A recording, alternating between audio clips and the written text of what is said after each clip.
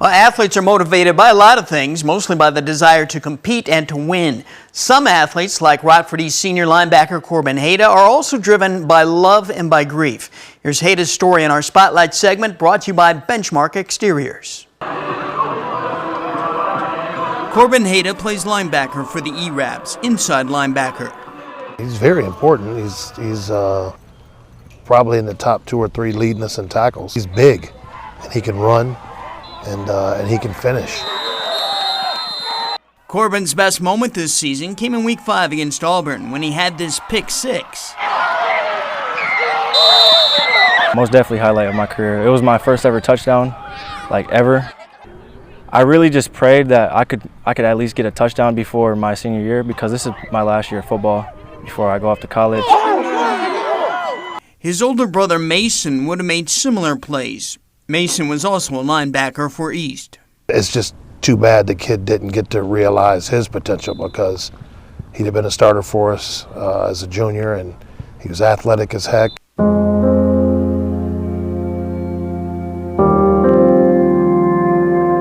Three years ago, the very day before East regular season opener, 16-year-old Mason Hada got into his car after football practice ended. He drove away from the school. He had only traveled a couple blocks when his car was struck by another vehicle that was traveling 60 miles per hour over the speed limit. Mason Hada did not survive. Teammates and other students at East set up candlelight memorials at East practice field under the goalpost. There was a feeling of disbelief that this could happen.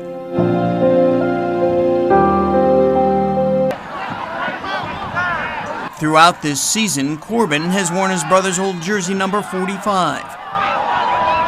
What does it mean to you to put on that number 45 jersey for every game? Oh, it means a lot. It really does. It really gives me the motivation, especially when I need to make a big play. I'll really think about why I'm here and doing what I'm doing, and I'll think about that number and the reason why I'm playing to this day because of that number. The jersey comes off after games, but the tattoo on Corbin's arm is always there. It reads, "For him I would risk it all. I am my brother's keeper." Then it says Mason Hada, and lists Mason's birth date and the day he died. And there's the Roman numeral 45. Like most brothers while growing up, Corbin and Mason had their moments where they fought and didn't get along, but they were close. They were separated in age by only a year and a half. We were basically twins, identical. We did everything together. Corbin says he tries not to drive past the scene of his brother's accident. His mother put the cross there. I try to avoid it as much as I can, because every time I drive by there, it feels like my heart just sinks down to my stomach. It was a very difficult moment for the entire program. But for the kid who grew up with him and lived in the house with him and probably shared a bedroom with him, that you can never feel how that kid must have felt at that moment. Sometimes I'll be in my room sitting down thinking I really have to live life without him. Are you trying to make Mason proud of you every time you're out there? Yes, of course.